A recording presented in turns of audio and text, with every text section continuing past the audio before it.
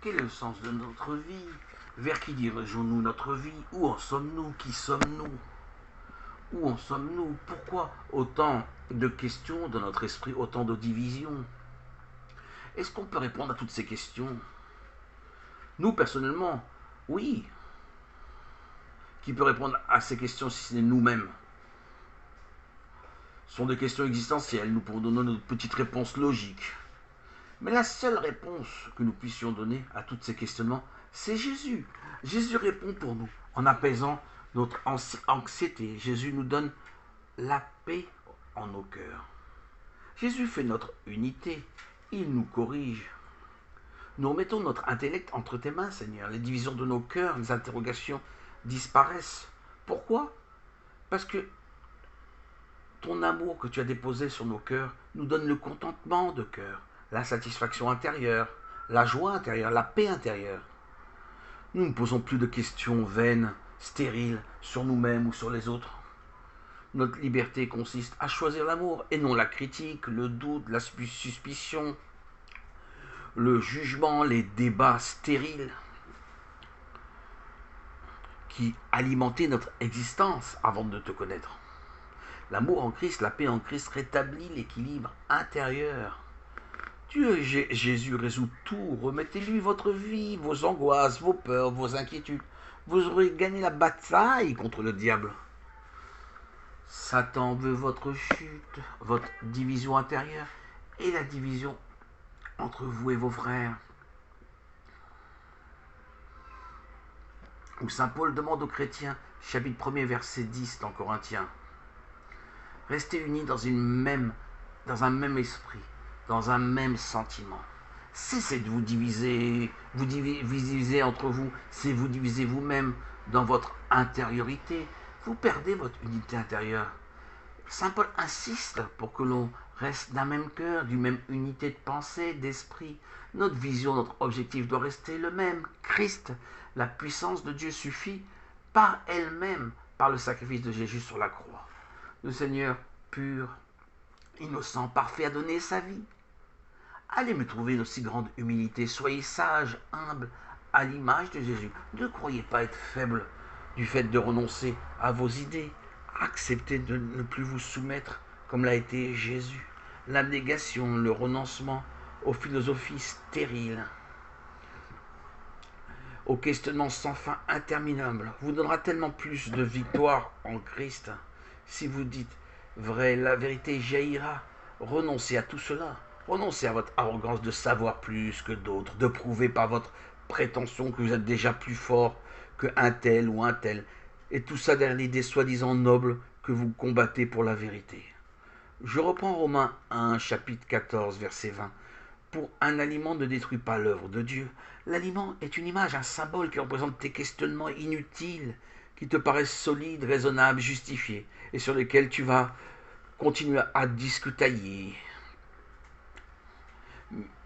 Cet aliment n'est autre que l'arme destructrice du diable qui veut te faire entrer en conflit pour mieux t'affaiblir.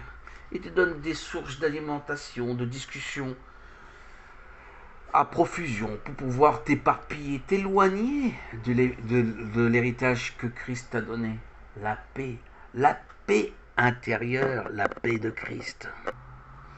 Le diable se cache derrière ces arguments qui paraissent solides, justifiables, dans le but d'être un bon chrétien, mais en fait, il t'embarque dans sa barque de confusion, de trouble. Il crée, échafaude des divisions en toi, dans ton cœur, et c'est habilement te tromper pour te diviser avec ton prochain, te diviser en toi-même. Il est malin, ce n'est pas par hasard qu'il s'appelle le malin.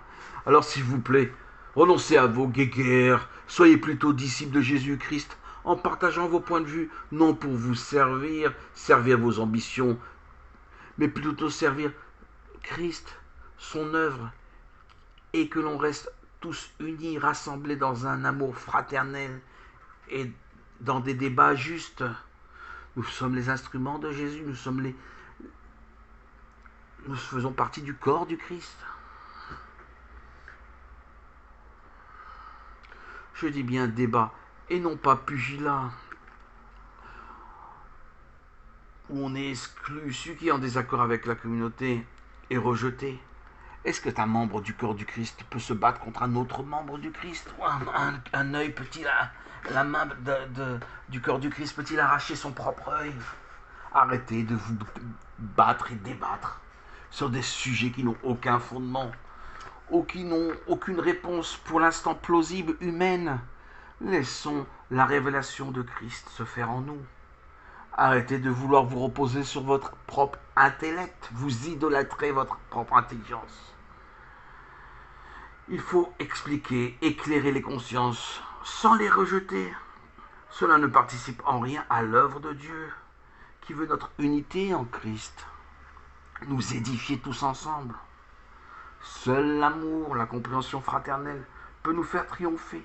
Soyons les disciples de Jésus-Christ qui partagent fraternellement leurs idées, leur interprétation pour mieux participer à l'œuvre de Dieu.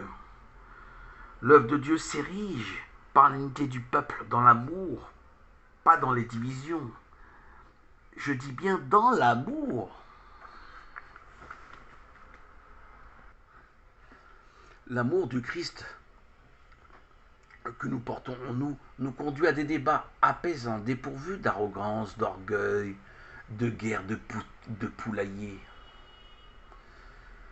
L'unique référence pour apaiser les conflits, éviter les divisions qui ont causé ce nombre infini d'églises, d'assemblées dans le monde, est bien l'amour de Dieu déposé dans nos cœurs à notre baptême. Des chaos d'idées, des chaos de divergence créent beaucoup de conflits et beaucoup d'églises différentes.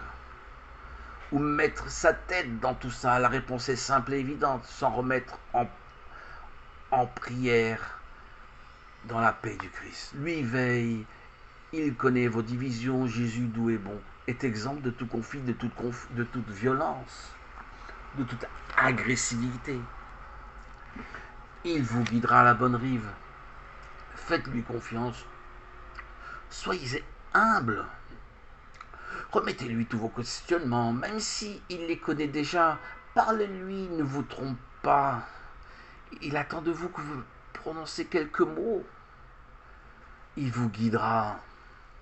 Il guide, conduit ceux qui viennent à lui dans un cœur pur, sincère, sans aucune malice. L'esprit de division est du diable, l'esprit de Dieu est amour, compassion. Sachez le reconnaître. Demandez à Dieu l'esprit de discernement pour ne pas vous fourvoyer dans toutes ces églises qui se prétendent de Dieu.